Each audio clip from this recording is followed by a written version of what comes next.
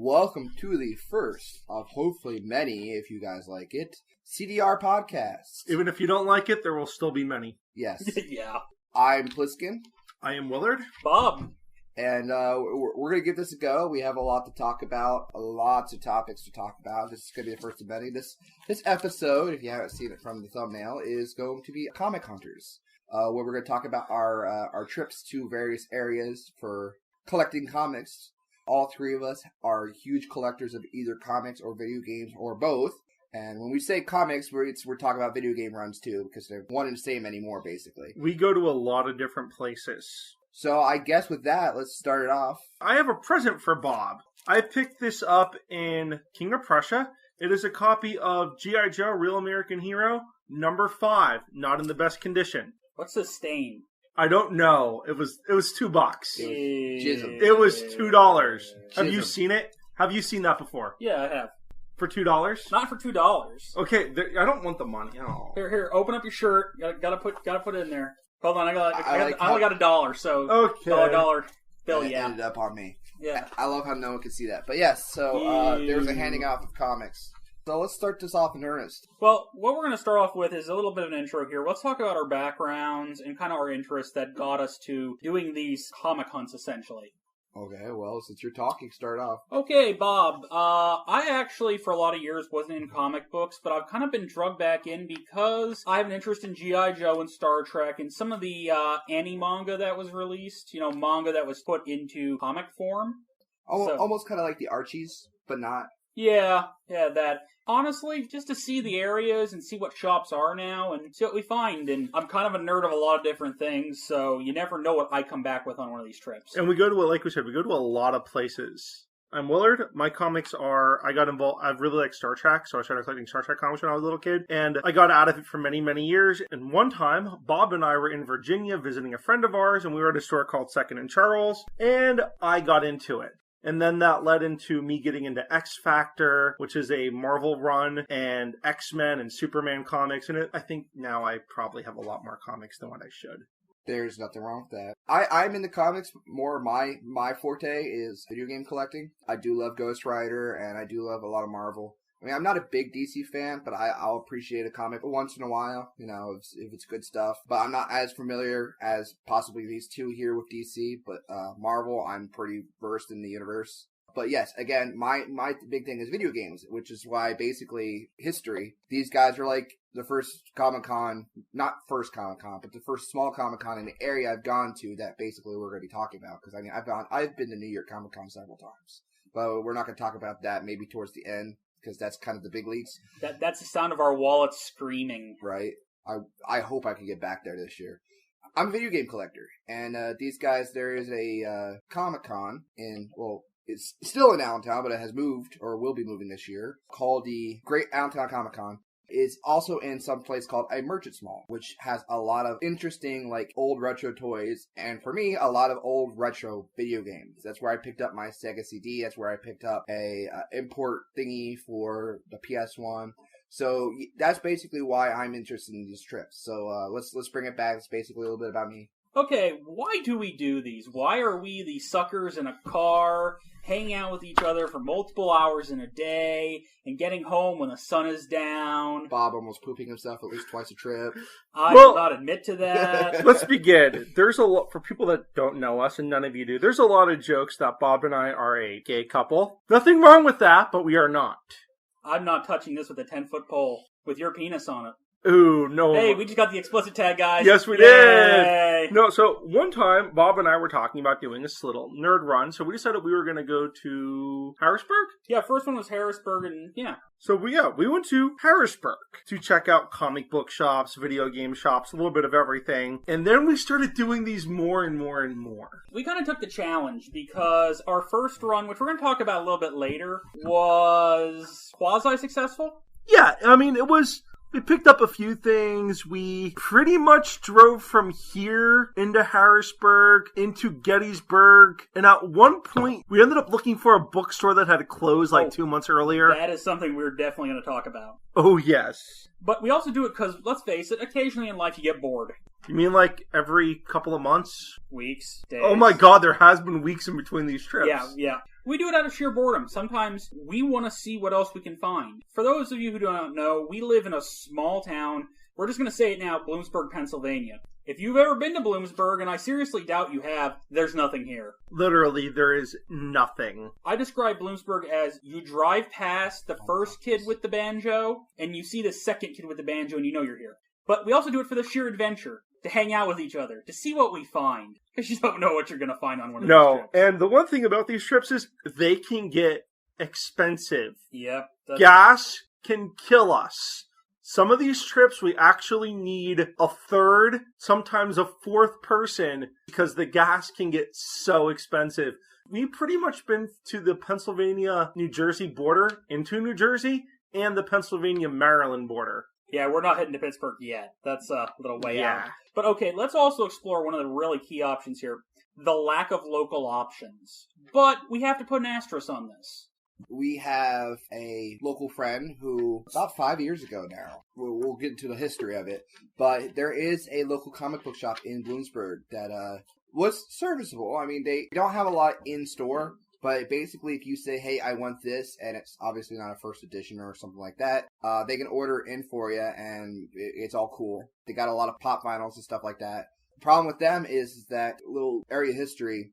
We had a kind of our own like little Renaissance mall type of thing. No, business incubator. It was a business incubator. Business incubator. Yeah. Well, I call it a Renaissance mall because it had a lot of like music and comics and stuff like that in it. That burnt down, and that's where he was. It didn't burn down. The interior caught on fire. The exterior is savable, but the interior has to be gutted. Yeah, there's millions in damage. The problem is this building is really old. Yeah, they basically decided to rebuild it. So because of all that damage, they lost a lot. They lost a lot of their back stock, and they had to restart.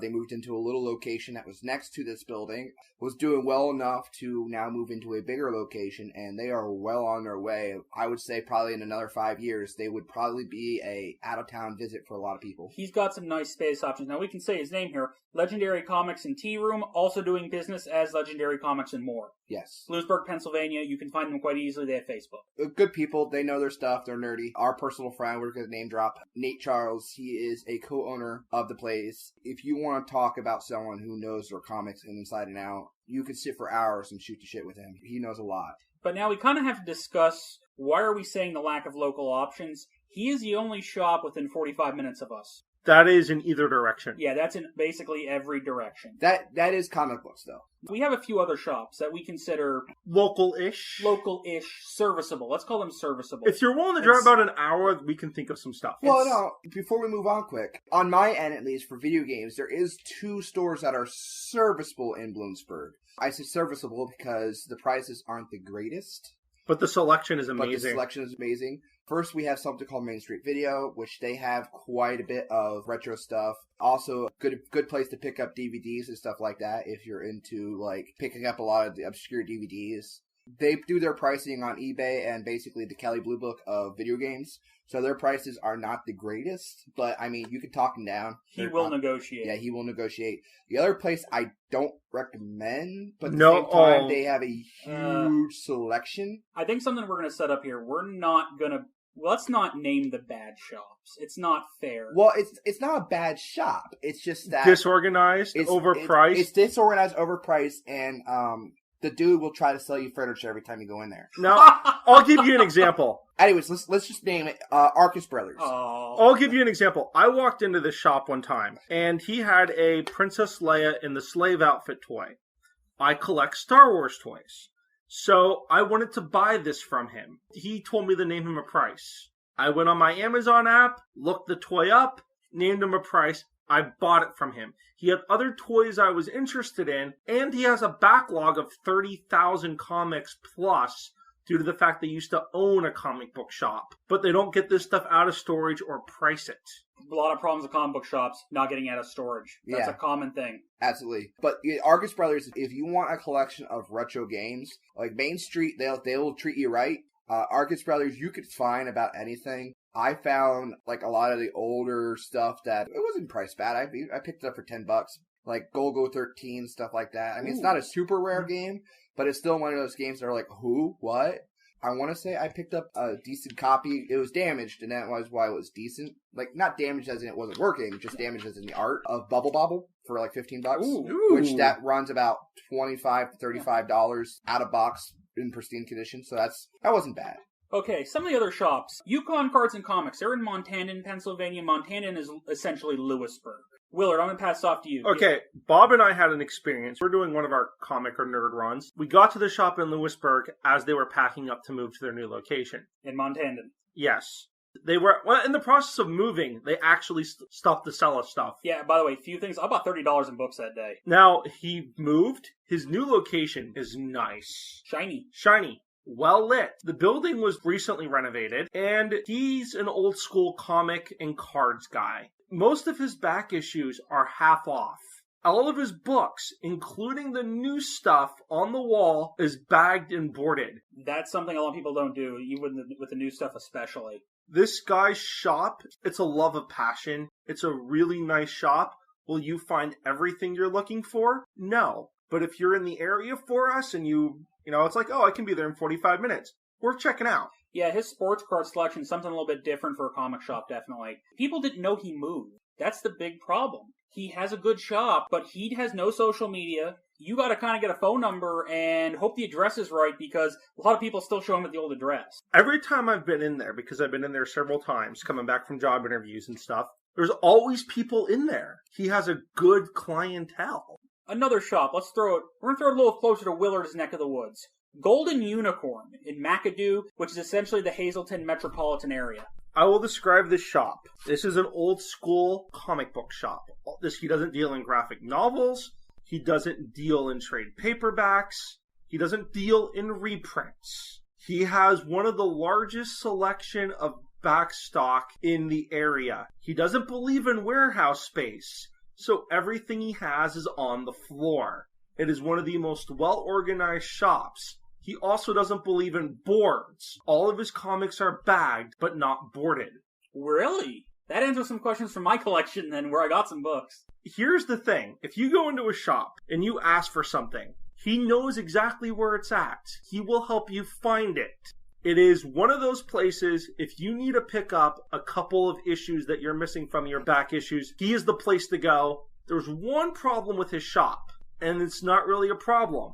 Everything is charged full retail. Yeah, he has a lot of nice long box selection, but it is, again, not a budget place. No, but let's just say you're missing a few key issues, or there's something really hard to find, go to him.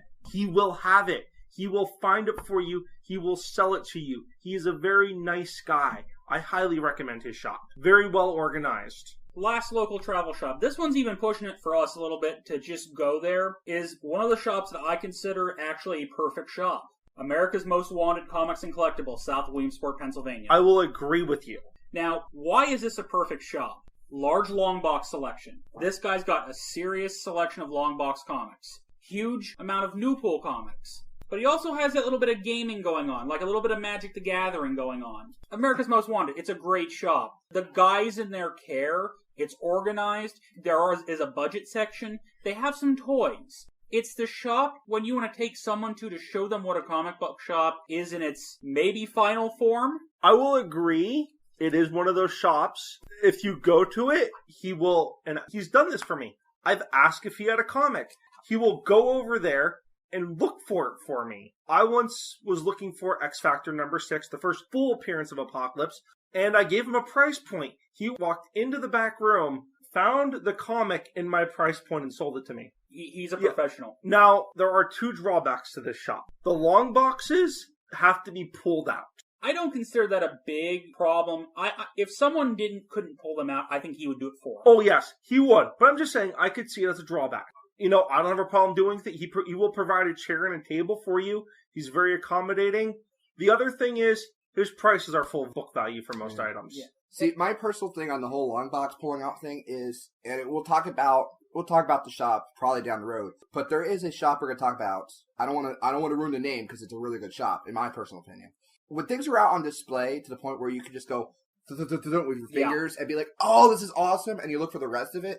To me, that is a benefit. And anyone who has, which a lot of shops, honestly, a lot of the shops that personally I visited in Allentown with you guys, Other than this one, a lot of their long boxes were on like just regular cabinetry shelves, and you had to physically pull it out to get to it.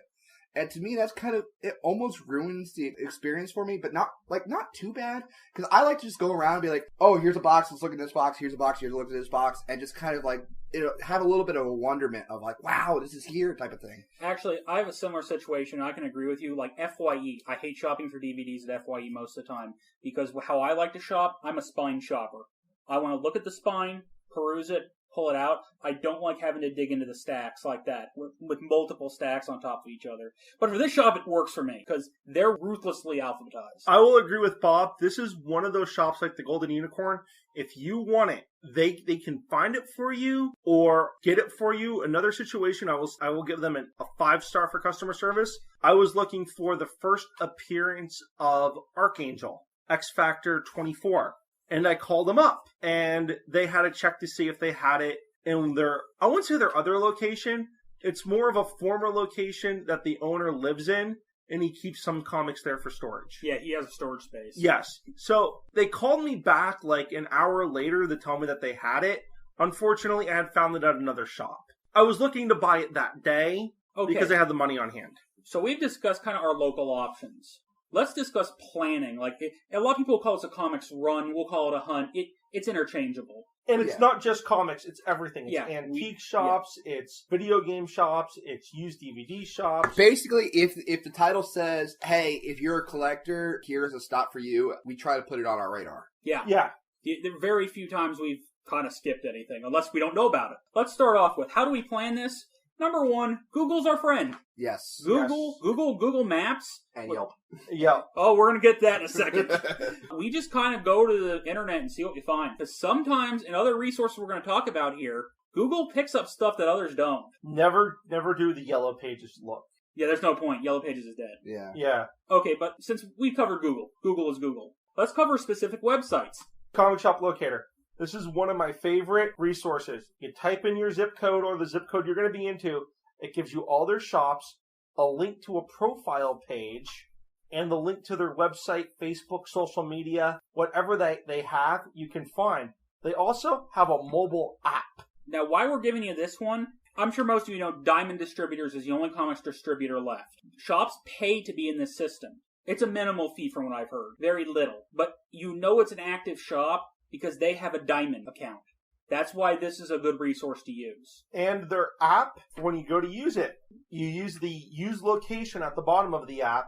It will bring up the directions. You hit it, and it will link to the GPS on your phone so you can get right to the shop. I use it all the time when I'm out of the area. Anytime I go to a job interview or I'm out of the area, I always see if there's a comic book shop to check out. Let me throw two more at you. Something we're going to say right now. There are very few straight comic book shops anymore. Very, very few. That's why you dig deep. Two resources I like to use. The WizKids event system, the people who make HeroClix, which are kind of popular right now, and the Wizards of the Coast store locator, Magic the Gathering. Usually if they have Magic and HeroClix, comic books are somewhere, but not always. It can be a lead to get you in the door. Also, we like going to game shops because Bob collects HeroClix. I will occasionally partake in the HeroClick. Bob's really big in the pop vinyls. I will sometimes buy a pop vinyl. I used to be big into Magic, and I got a lot of friends back home here who are still super huge into it. I mean, we do have, which we didn't really mention, but we should. It's some place I call the Nerd Cave here in one of our dying malls. Players Guild that a lot of my friends go to because they have tournaments there all the time. A lot of times when I go to these places, I do look at the Magic cards because, I mean, I used to be into it, so I know exactly, well, not exactly, but I know the value of some of these cards. If you're into these things, a lot of these shops we talk about, they say, yes, they have a good Magic collection. They have a good Magic collection. Let's throw off one other resource, Yelp. Here's the problem. Sometimes someone has a problem with Yelp. I don't have 183 reviews. Yes, he does. I'm not elite. I will actually use his Yelp reviews because one of the shops that we previously talked about, on Comic Locator, their address isn't updated. The only way I can get the address is through his Yelp. That took a lot of work to do, too. Because I had to submit that multiple times till I got enough sources to prove the address was changed. No social media. But the shop gets a lot of business. There's other databases out there, and we're going to actually tell you to maybe not use them. And why? They're not up to date. There's a lot of out-of-date comic book shop databases. Oh, I found one database. I was just in the area, and I came across the database. I called the number. It went to a personal voicemail. The lady calls me back and says, this number is not that of a comic book shop. I've had that happen too. About an old lady one time. Called another one. Tracy phone number. For a shop in Pennsylvania, the phone number was from Arizona. Let's discuss our next big point. Don't trust any information you find. Why are we telling you this? I know where this is going. Because when you're planning a trip like this, and you see a place was just reviewed, and you think, oh, it's open. And then you call them, or look them up, and you find the shop was closed for 6 months even though somebody just reviewed them.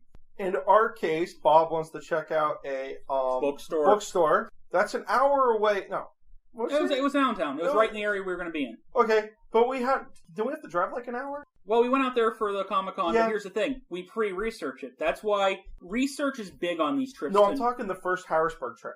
We drove back up an hour to try to find a really awesome used bookstore that was dead for potentially 5 years. Now, I've been to this used bookstore. The first time I went to it was back in 2001 at an Aerosmith concert. The second time I was there was for another Aerosmith concert back in 2003, in which Kiss and Aerosmith did a dual headlining tour with Seether as the opening act. Ooh. I never had an erection so hard in my life.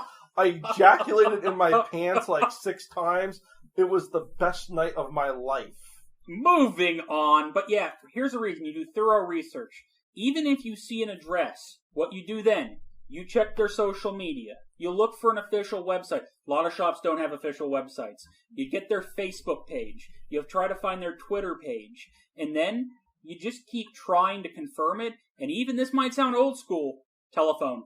I was going to say, Yeah, pick up the phone. It's the easiest way. I mean, Yep. There was an incident with a shop in Allentown. Well, let's preface one thing. Unfortunately, the owner passed away quite suddenly. Yes, and there were rumors that this shop was in a perpetual closing sale. Maybe occasionally open on the weekends. There was a lack of information. The last Facebook post they had was sadly his last post. So we were in this area several times, but we couldn't find anything about it. So the last time that we were in the area, we decided that we were just gonna go.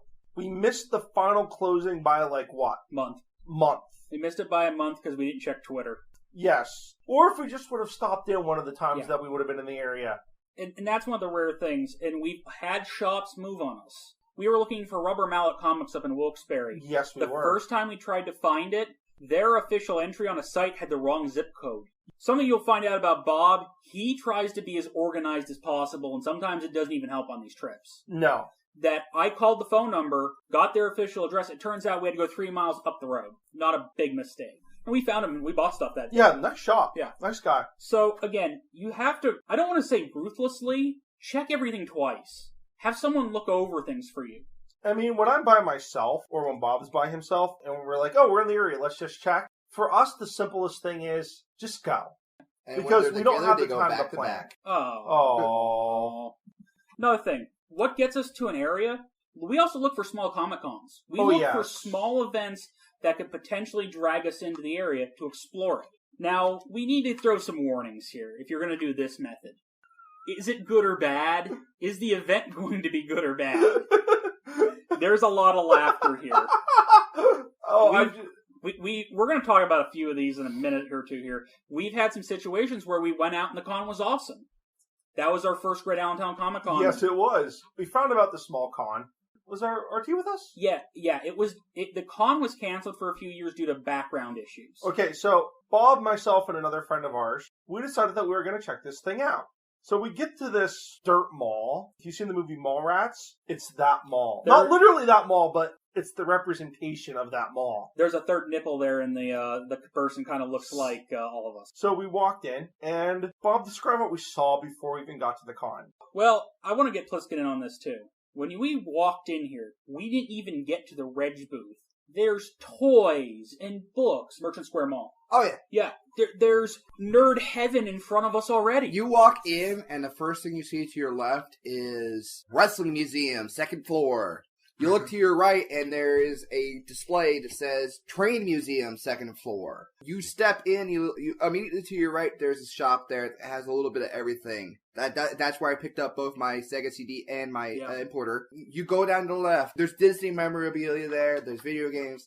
You go anywhere in that store, if you're a nerd of some kind, it's there. Even if you're into, like, dolls, actual baby dolls. They have a dolls clothes shop there. So, like, we're not just talking about, like, nerdy stuff as in guy stuff. There's nerdy stuff for girls and collectors like that there, too. This is an interesting place. And that dragged us in. We didn't know this place existed. It happened to be lucky. The con was there. Yeah. And that just made the trip more awesome. But then we have another situation. We found a con. We're not going to name it, but we found a con that looked... Is this the one in New York? No. This is a different con. We thought it was going to be good. It looked like it had potential. But then we checked the area around it. Not a single open comic book shop in a rather decently sized Pennsylvania city. Now, the thing with this con was, we had prior experience, we got into a con, and it's terrible. Or it's not our thing. So we do what we came there to do, so we have to find other stuff for us to do. So game shops, comic book shops, that's a plus. We can spend the entire day there, but we'd have to drive, 2 hours to get to this particular con you're talking about? 2 hours. For a chance that it's not going to be any good, or we're going to be there for 2 hours and we're going to be like, okay, what do we do now? Unfortunately, we've had this situation happen once or twice, and it kind of made us gun-shy for a couple cons that happened this, well, let's call it spring. We're recording this in essentially early summer 2015. Not to date it, but it made us gun-shy because you risk a lot of things to go to this versus you could save that money, go to something awesome. But something else, don't be afraid to pump your local contacts. You know anybody in an area, or you think you could find sources, don't be afraid to ask questions. Oh, definitely. We had a guy who, we actually went to the Lehigh Valley Comic-Con for the first time. That was a couple weeks ago, wasn't it? Yeah, he was honest about what it was, and it helped us be aware of what we were walking into. We walked into a con, we bought books and left. This was the con, if you were into old Silver Age books, and you had about $5,000 to $6,000 to spend, you could walk out with some nice books. This was an old school Firehouse Comic-Con. However, like I said, if you had money to spend, if you were in your 50s and you were like, you know what, I have $10,000 in the bank I don't know what to do with, I want a copy of X-Men #1 from 1964, you could have it. Yeah, they had it there, didn't they? Yeah, they did. But let's also discuss something simple as watch the weather. You know, that sounds stupid. Watch a weather forecast, especially if it's going to be towards winter. I don't know where any of you are, but if you know it's a bad weather season, look ahead.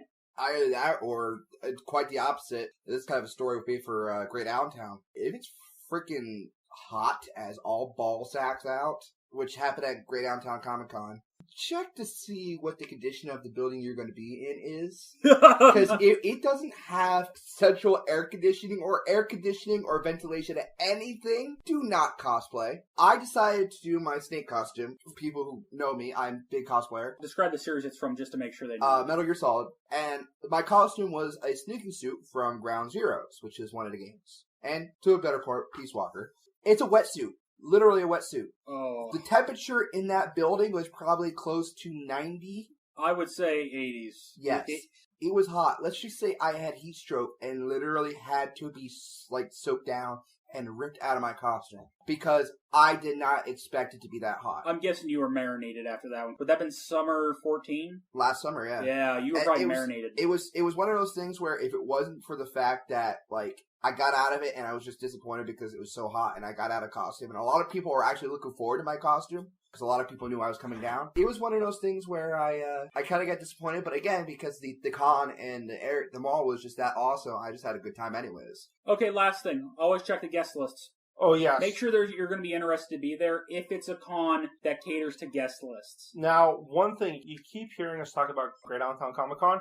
It is held twice a year, once in the fall, once in the summer. Tentatively. Usually it's held twice a year, so we talk about it because, in theory, we could go to it twice a year. This other con, Lehigh Valley Comic Con, we could attend it 4 times a year. It's quarterly. But let's move on. Something that's going to also sound rather simple, vehicles. Oh, yes. Traveling to cons. Willard and I both have a situation here. We have cars that are not fuel efficient. They make fuel efficient vehicles? Yeah, they do. It's called Toyota and Honda. But not a V6 3.5 liter engine? Yeah, especially not one from 2000. By the way, Bob and I both have 3.5 liter engines in our car. Talk about using some gas. But talk about passing Volkswagens. Oh, I said that out loud. Okay, first thing, budget gas into your trip. Willard and Bob, go with firm budgets.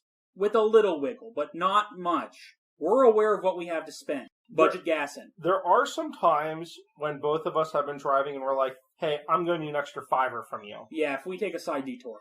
And you know what? On these trips, we have found other locations that we didn't know about, and we're like, we should try checking this out. In my personal opinion, a good philosophy for this would be to have like $10 to $20 and just hide it in the glove compartment and say, this money is not being touched because there's a good possibility that we're going to be needing it for gas. I'll give a specific detail here. We won't go why, but there was a road closure on a major interstate we dealt with. We actually had to go a half hour out of our way to get to Allentown. I think that was November. That was November, yeah. That was not expected, but we were in traffic and we just dealt with it. We planned ahead. Another thing, tolls. Tolls. There are times you will save time and you will save money taking the toll road. You realize you're going to use a lot of gas going out of that way just to try to save $5 or even $1. It might be better off just spending that money. I mean, if you're by yourself, you know what? Spending $10 on tolls with all the gas, that can get a little expensive. Yeah. But what Bob and I will usually do is we'll split the tolls. Keep this in mind, if you are on the Pennsylvania-New Jersey border, or if you do end up going into New Jersey, it is $1 to get out of New Jersey. Tell that story. So, Bob and I, on our last trip, we were on the Pennsylvania-New Jersey border, and there was this shop in New Jersey we wanted to visit. We went to it. On the way back, the lady in front of us didn't know you had to pay $1. Yeah, she didn't. She paid, and I believe, dimes and pennies. Now, I got $1 bill out of my wallet, and I was going to pay for her. Knowing our luck, that'd break a lot of you out of the car, though. That's one of those things, at a toll gate, you never know who's going to be awake, or who's going to be thinking. But we plan ahead for that. And lastly, wear and tear on our vehicles. I'm going to tell a story from the first grade Allentown con I attended. The bulb for my turn signal literally fell off. We were in Allentown and the bulb literally broke off. Our buddy, who is, I can do everything myself because he can, wanted us to go to an AutoZone and just fix it. It's Allentown, though. Who cares? We don't need turn signals. Nobody uses them anyway. By the way, our friend lives in the D.C., Virginia area and hates the way Bob drives. Oh, he despises me. I drive like a grandpa. One last thing before we leave this topic. When you're preparing for a con, we alluded to earlier, bring an extra pair of shorts. And pants. Bob has to always bring an extra pair of pants and shorts with him. One thing I have learned from my father, you be prepared. Extra shirt, extra pants, extra underwear. If you're a big man and you see a Taco Bell and you're like, we need quick food now, or if you're a big man and you're like, I think I want some road sushi. Road sushi is from Wegmans, to be clear. That is the scariest drive home ever. You need to freaking bring some pants. Because you might be pooping yourself. Okay, there's a story behind this. Pliskin, Bob, and I, we're at this mall, and we're in the parking lot, and there's a Taco Bell. Bob farts. He says to myself, I think I might have pooped my pants, and goes into the Taco Bell to check to see if he pooped himself. Thank God he did not poo himself. But we did call Judge to say, hey, we may need some help. Just to bust on it. And Judge just got out of work and was taking a nap. He's like, what are you guys talking about? And we had to explain that Bob here had pooped himself. Because at the time we didn't know he did not poop himself. And he's like, all right, where are you guys at? What do you need? It's good to know this isn't a family-friendly podcast, because we're not family-friendly. I did not poop myself, but hey, shit happens. In Bob's pants. Okay, we're moving on. That seems like a lot of planning. It's like a vacation. You plan ahead to hopefully avoid issues in the future. Types of shops, specifically comic shops we're starting at, there's a lot of them. Oh, definitely. Let's start with something simple. The most basic kind of shop you'll run into is just a new pull shop. And that's what we have in our town. Yeah, we have that. That's Legendary Comics and Tea Room. It is a new pull shop. You want to get your new pull books. You're getting your new Superman fighting Batman. They're killing each other. Then all of a sudden, the B.O.R.G show up. That's what you go to get. Now, that being said, again, they did have a huge selection of backstock. Yeah.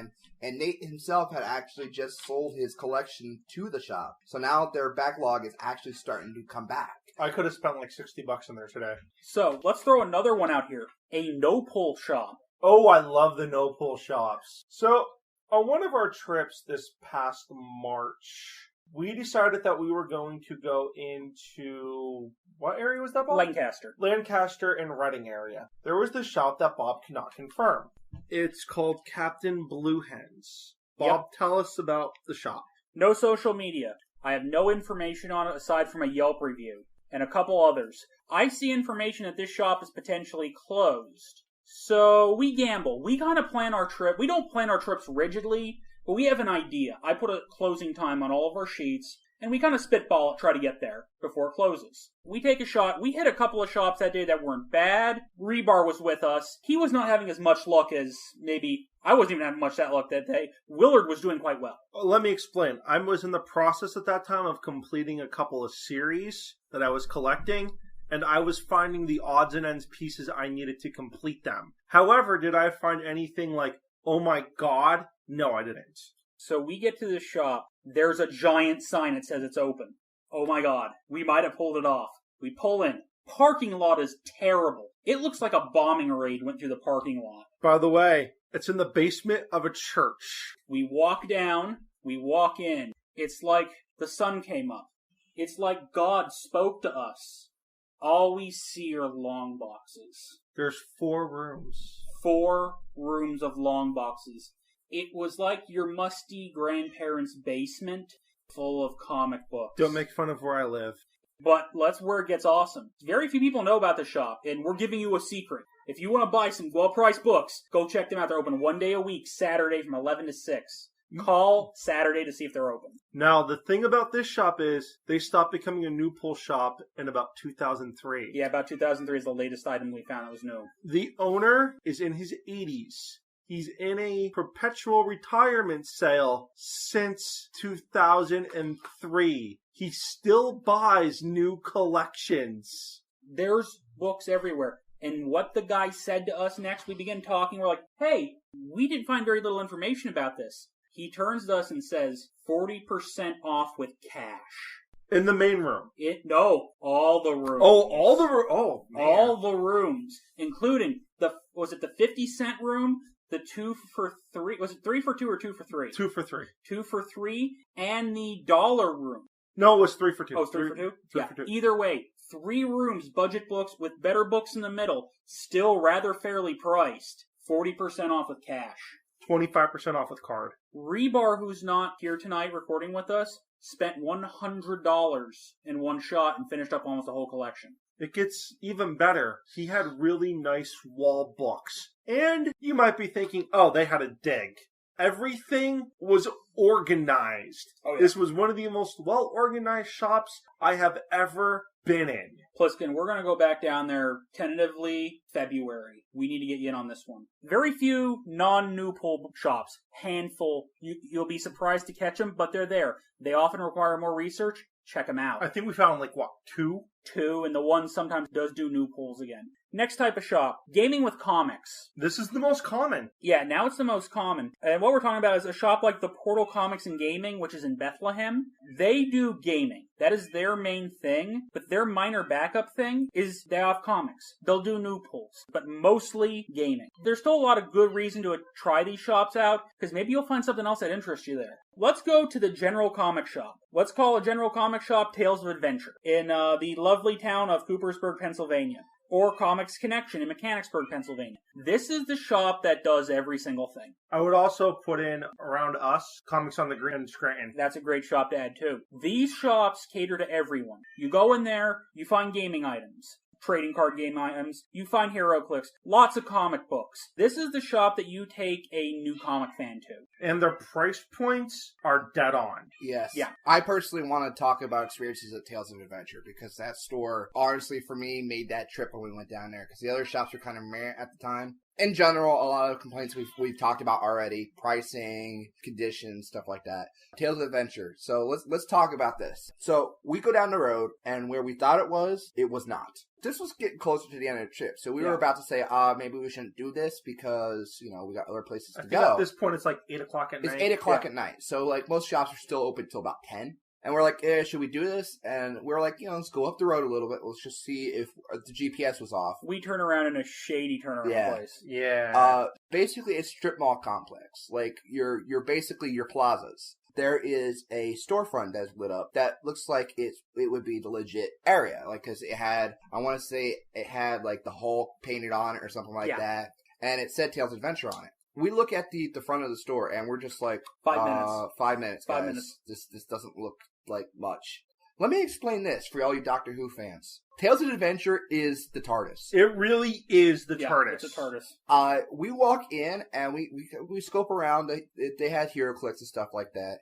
The store guy's like, hey, what can we help you with? And they had a wall of all their prized comics there. They had, like, Ghost Rider #1 and stuff like that. And they had a lot of the really expensive ones that people are looking for. And then the guy's like, why don't you check out our back room? That's where all our long boxes are. And we're like, oh, really? And we literally turn around, because we were at the counter at the point, walk there, and literally it was like the holy grail of long boxes. It's like walking into church. You hear the church bells ringing. It's lit beautifully. Describe what we see in there. Literally, they probably had close to 200 long boxes, if not more. It was done up in, the right-hand side was $1 comics, the left-hand side was your $2 comics. $2 comics, and then split within the $2 comics was the more ones that usually were closer to retail price. But the ones that are closer to retail price are the comics you're not going to find. And when I say close to retail price, I mean, they are maybe half to 3/4 the retail price. They weren't full retail price. I don't think there was one thing, except for maybe, like, the first editions and stuff that were up on the wall, that was full retail price. They did not have a lot that was full price. Now, they did rearrange the store. They did get rid of the $1 long boxes, where all the long boxes are $2. I can understand that. Yeah. They have a bigger wall selection. The staff's very friendly. The problem is they're not as organized as they could be. This is a shop owner you like to see, because you might not realize this. These shop owners are putting in 100-hour weeks sometimes. Oh, yeah. They're putting in ridiculous. When they're not there, they're doing the order form from Diamond, which is notoriously terrible. This guy worked Christmas. He's not the owner, he's the manager. Yeah, he worked Christmas. And why he said he did it? I got so much done that day, it was ridiculous. 4 people came and said hi to him. He made no sales, but he worked Christmas just to get that work done, to make that shop worthwhile. But that's your general shop. Those you see a lot, but sometimes not. It depends on where you are. But let's discuss the last one, Mass Market. Second and Charles. Second and Charles is a store owned by Books A Million. They're located in interesting areas. Yeah, a lot of them are located in former bookstores that are now closed. One is located in a bookstore that never opened. Yeah, that's actually the Harrisburg location. Barnes & Noble never opened because the mall essentially went bankrupt. They walked into newly refinished built space. The thing with this store is, it's a bookstore, a used DVD store, a new bookstore, comics, anime. It is the ultimate nerd retail big box store. The only bad part about a shop like that is, and unfortunately this happens with their comics over time, they lose organization. Definitely. But you know what? If you're a digger, like we are, it's cool to dig through it because their prices are usually not that high. My only personal problem with the store, and it's one of those things where I probably just hit it at the wrong time, is that everything is used. Absolutely. It's basically the place where if you have used wares and you want to ditch them, they accept almost anything. Willard here, we were coming back from ZenkaiCon, and we're like, yeah, let's stop in, and we got like 30 minutes before they close. He's like, they have all these awesome video games and stuff like that. I'm like, all right, I'm a video game collector. Everything from the Wii up to personal, like modern times, absolutely. They had a wonderful collection. And there was some stuff there that if it wasn't for the fact that we were coming home from a con, I probably would have picked up.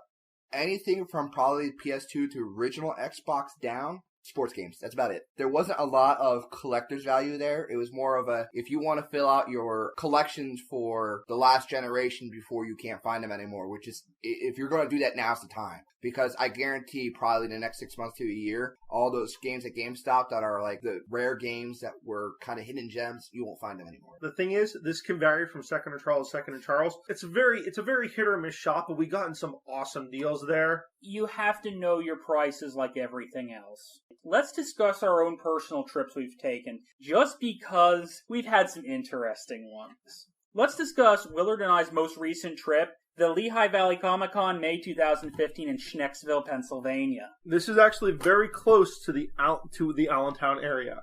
Yeah, it is right there. We walk in, and we know what we're walking into. This is the Fire Hall Comic Con. It's a fire hall. If we were an hour closer to it, we would probably go every time. There's deals in there. I found the manga comics I talked about earlier. They had a really nice selection of Silver Age comics, like we've said before. I ended up getting a number 1 of a quasi-rare comic for a good price. It had a little burn mark on it, but for a number 1, I got a great price on it. He's not going to find it for a better price. No, it's a great price if I ever want to own it. But what happened? Let's discuss the second part of the trip. We cross into New Jersey looking for a shop.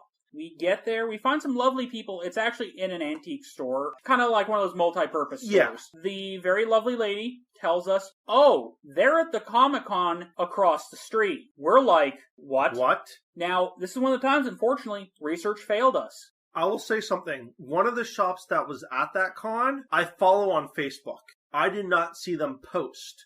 The problem was, if we would have got to that shop an hour earlier, which we could have. We were doing stuff within... You mean get to the con an hour earlier? If we would have got there an hour earlier, we would have spent the $5 and have gone. But there were some things in Easton that we wanted to do. If we would have known about it, we would have done those later. It just happened that the con was really close. It was too late for us to go. The good news was we didn't waste the trip. We saved money filling up on gas in New Jersey on that trip. Yes, we did. Believe it or not, saved 30 cents a gallon. Even with having to pay the $1, we still saved money. But let's explain where the failure happened. None of the shops in the local area that we would have checked posted that they were at this con on their Facebook page. The only con that posted was a shop that came up from Delaware. And like I said, I follow the one shop on Facebook because they've been very nice to me in the past. They'll get stuff in for me, and I will drive the hour and 20 minutes to pick it up.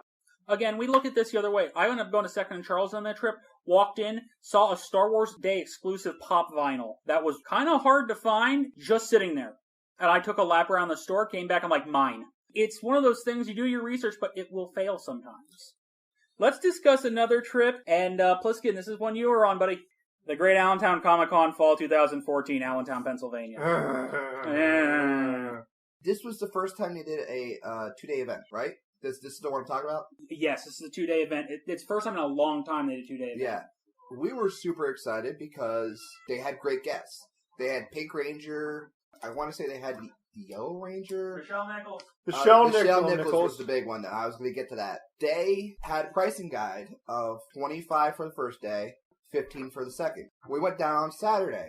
Now, rule of thumb usually is that usually the day that is most expensive is the day that you want to go down. Because usually most cons, they price their things so that, people want to come down for the busy day. They want to come down for the day that you're going to get the most bang for your buck. Now, the thing is, Bob and I are huge Star Trek fans. Pliskin, you're sort of a Star Trek fan, right?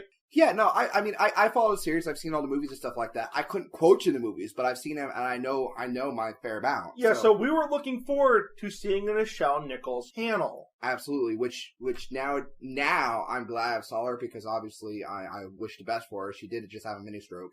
Here's the problem, Bob. Do you want to tell them what happened? Okay, in my opinion, as a anime fan with some other outreach, including Star Trek, the Sunday schedule should have been on Saturday, and the Saturday schedule should have been on Sunday, and they should have charged less for Saturday and charged more for Sunday. What we went down to see that day, we were there for 2 hours roughly, $25 to get in, and we didn't get the value out of it. Michelle Nichols unfortunately had her panel on Sunday. Almost everyone there that was a guest had their panels on Sunday. But let's look at it. We stopped at another shop, too. That was a bit of a bust that day. We're not going to talk about them. They're a respected shop in the area, but they're an older shop. Yeah. Then we found Tales of Adventure. Which literally made the trip for us because I walked out with $30 in books, I think. I bought HeroClix.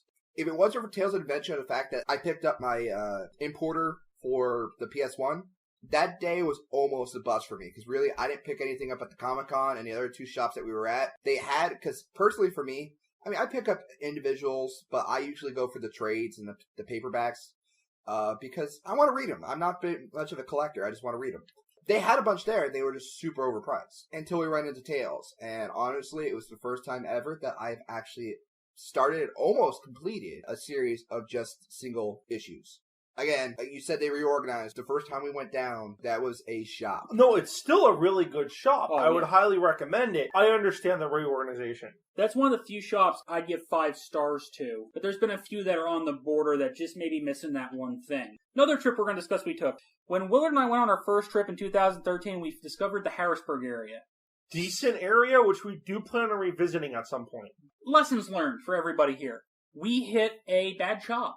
I wouldn't call it bad. We're not going to name it because out of fairness, but the problem was, explain what happened with you. Okay, I actually went back to this shop because I had a job interview in the area, and I wanted to check it out because I knew we had this podcast coming out.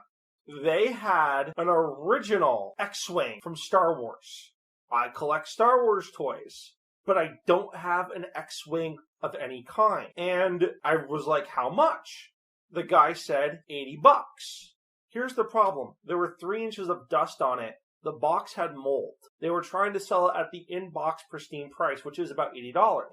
I'm going to toss the box because, I just want the toy. He was selling books with the covers ripped off, too. Which is really weird because... that's how they get their money back, but whatever they do with the rest of the books then. There's a side note. I said I went back there recently, maybe like a month or 2 ago. That toy was still there. That X-Wing was still sitting there. 2 years later. Essentially 2 years later. Now, there was this horror convention out in Wilkes-Barre that Bob and I went to. Wilkes-Barre, Pennsylvania. We met one of the guys from Comic Book Man. Rob Bruce. Good man. He offered to drive to New Jersey to sell me one the next day for $25. Yeah. That's professional there. Now, another problem we ran into the shops, a lot of owners will try to engage you. Or they'll at least once ask you, do you need help? Are you looking for anything? This guy wouldn't engage. He wasn't the owner, he was just the regular employee. He was the regular employee? Yes. Well, I've met the owner. That's a disservice to the business then. It's also the old school, very dark. Yeah, the shop needs a good amount of upgrades. Yes. Okay, we're going to move on to another part of this. The game shop we had to drive around the block to find. Oh, God.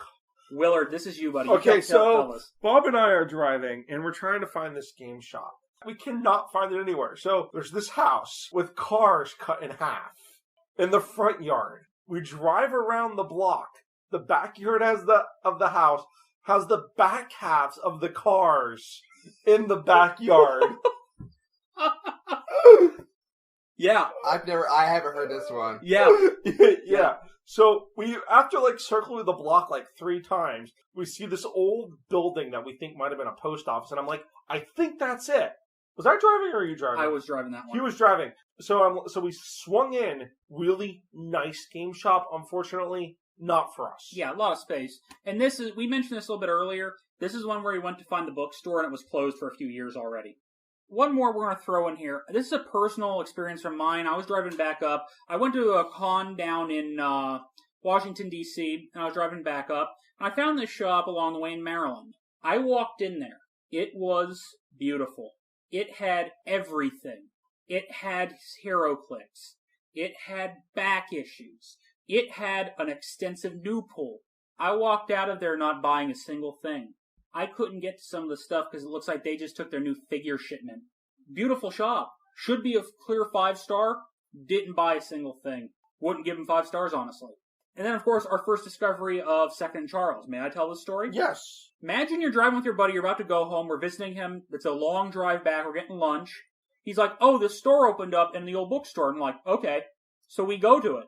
And we discover Second and Charles. Gunsmith Cats is a very awesome anime from the 90s, highly out of print. You both walked out of it with a copy for $10. You do not see Gunsmith Cats for $10.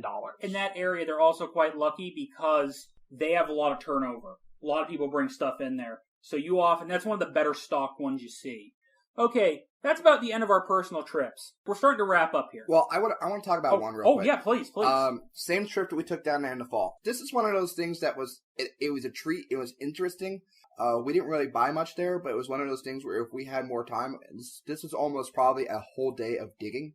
There was an auction store in a mall. The antique store. Yes. And this place was awesome. There was a lot of broken stuff, but there were a lot of just kind of things where you kind of just looked at it and be like, oh, this is awesome, man, I wish it was in better condition, or, oh, this is awesome, but you can obviously tell they don't know what they have. Or, this is awesome, I don't have enough money for this. Yes. It was one of those shops that if I had $1,000 to spend, and a day where I could just go and just mill around, I would definitely recommend this place. It was called, Black Rose, something? Yeah. It's in the South Mall in Allentown, Pennsylvania. I believe it is Black Rose. I mean, and this store wasn't just, for comics and stuff like this. This was, everything. It was an antique store. It was nice. It was really cool just to see some of this stuff from, back in the day, as you can say. If you're looking for it, they do have a Yelp entry. If you type comics into Yelp for Allentown, you will find it. Yes. They have a trade name. I apologize, I don't have it in front of me right now. But yeah, they are known. So, eBay is a wonderful tool for a lot of collectors. There is a thing a lot of collectors like to use called lots. This is basically a bunch of people who have just stuff they want to unload. They just put them up in boxes and say, here is a comic lot, or here is a video game lot 1. We are going to sell it for this. We're going to auction it out for this. Get it if you want. Sometimes you're going to find shits. Sometimes you're going to find multiple copies and you're just like, I don't need these. Sometimes you will find gold. I have personally done 2 lots for video games, and I've picked up a lot of cool NES games. Specifically, with SNES, I had actually picked up an extra copy because it was one of those games that everyone wanted of Zombies Ate My Neighbors. That is not an easy game to find, and it is actually quite a sought-after game, so it's pretty expensive. Lots are gambles, absolutely. It's basically like going into a warehouse, like Pawn Stars, but storage wars. It basically is a virtual storage wars. It's one of those things where you get a box, they send it to you and say, here you go, this is what you want, and you open it up, and whatever you get is whatever you get. Yeah. Willard is currently getting ready for a wedding, and he wanted to do a neat little thing. Well, let me rephrase. My fiance is a bigger comic book fan than I am. Bob can contest to this. Her comic collection is probably dwarfs mine by 2 to 3 times the size. She's well equipped both as a nerd and a person. Yes. So, being the fact that we're both comic book fans, she decided that for wedding presents and decorations, to buy a bunch of comic books. So she bought a ton of lots. My friends with me, they've benefited from some of the stuff that we found. Yes. Yes, very much so. I'm going to say, do you know what it's like to go through about 2,000 comics? How much did you pay for those lots, by the way? She didn't tell me. I didn't ask. Okay. By the way, this is the same fiance that bought Willard here a Superman number 7, not complete, pretty decent shape, as an engagement present for him. Now, when I talk about Superman number 7, I don't mean New 52. Yeah. I don't mean any of the renumber series with Superman. 1940 Superman number 7, the first appearance of Perry White. So it's good stuff. Pages are missing, but pre-World War II Golden Age, how often do you even see that? Yeah, you showed that to a couple of guys. They were impressed. Well, the moral story of lots is that usually they're, for what you get, sometimes you make bank, sometimes you don't. They're usually priced about, they usually go in prices anywhere between $50 and $100 for buy it nows. And it's just basically some dude trying to unload his collection and just needs cash fast. The other thing that I've seen is people have bought in storage lockers. My fiance and I communicate with people. They bought storage lockers. They have massive amounts of comics in them. These people aren't comic book collectors. They're unloading their long boxes. We found stuff from the wedding of the Joker and Harley Quinn, which was relatively, was it last year, this year? It was relatively recent. Yeah. To stuff from the early 80s. Yeah, you had some obscure stuff in there. Oh yeah, we did. Gentlemen, we need to begin wrapping this up. Let's go into our final thoughts. This is Bob, and I would say my final thoughts are, don't overspend, watch your book prices. I have been suckered into buying a book that I've overspent on. When you do that once, you usually learn your lesson. Again, you will run into shops with a lot of different quality. Just because one shop isn't what you're looking for, don't be afraid to keep looking. Don't let that one bad one keep you from enjoying comic books. Plan ahead, but as you can tell, even planning ahead, we've run into little problems. GPS freaks out. Had that happen. Switch to cell phones. Had that happen. You can have little things happen. Just keep going and make sure to stay within your budget. Don't overspend. You'll want to eat that week. Pliskin here. My biggest thing is, and this happens to be a lot, is when you do these trips, you're going to multiple stores, budget yourself. Tell yourself, this is how much I'm going to spend. Because there is a good possibility you're going to get in there and you're super excited and you're going to blow your load. And you're going to get to the next shop, and what you really want is going to be there and you have no money for it anymore. It's all about gut feelings for the most part, or it's about being smart. Budget yourself. Tell yourself you're going to only spend X amount of this shop because you know you're going to be going to the next one. You don't know what you're going to find. That being said, a lot of shops I know personally will say, hey, you really want this thing and you don't have the money? When will you be back? Some shops will hold things for you. Not always, but some will. But again, my advice is budget yourself or just really think about gut feelings. Because, again, sometimes you're going to miss out on deals on going these trips by shopping bowling roulette at one shop, and next shop you're like, oh man, I really wish I had the money for this. This is Willard. My final thought is actually about a shop that I really, really love. It's in Allentown and it's called The Encounter. It is a dirty, gringy, dig-through-it shop that does a little bit of everything. I love it because you never know what you're going to find there. Prices are really good, but you have to dig. Bob and I walked in there one time. They had the Cobra Pit from G.I. Joe. What would you say, 85% complete? 70. 70% complete. Another time we walked in there, someone had unloaded a bunch of anime. I had picked up Please Twins before it got re-released for $5 for the box set. That was a $100 title. Easy. You were putting down a Franklin. Easy to get that. And their prices on their comics are really reasonable. I love that store. The guy has been there so long and in the comic trade, he wants to move product. The last thing I think we should do is we should go around, and Bob probably has best memory for this. Let's just say if you are in PA, let's just really quickly list the top 10 comic book shops that you absolutely should visit if you're in PA. Let's say Northeast Central Pennsylvania. Yeah. Okay, I'm going to give you 5 or 6 here. Number 1, America's Most Wanted. Yes. Number 2, name the town. Williamsport, Pennsylvania. Okay. Comics on the Green, Scranton, Pennsylvania. Tales of Adventure, which is Coopersburg, which is right outside of Allentown, Pennsylvania. Comic Store West in York, Pennsylvania. And when they're open, Blue Hen Comics in Lancaster, when they're open that one day a week, I would definitely visit all those shops if you get a chance. I would also put on the Golden Unicorn, just because he has a little bit of everything when it comes to comics. And if there's something that you're looking for, I went in there one time. My fiance and I were talking about buying wedding comics. He offered to sell us his personal copy of the wedding between Mr. Fantastic and the Invisible Woman. One last thing, support your local shop. Even if they're not the best shop in the world, being a comic store is very, very hard. We are in a lucky place because we could easily lose a lot of the stores we talked about today if another economic downturn happens or if comics downturns again. Absolutely. Take care of your locals. There's a lot of stuff that we talked about here. I'm hoping you guys enjoy this podcast because it's going to happen more often. Give us a shout out on Facebook at Children Drive Robots, YouTube at Children Drive Robots, Twitter at CD Robots. And our website, childrendrivingrobots.com. Oh, which we really need to work on. Anyways. Hey, I'm the webmaster on that one. So with that, sayonara, Dick Punchers, Dick Punchettes. We're signing off for now. We will see you next month.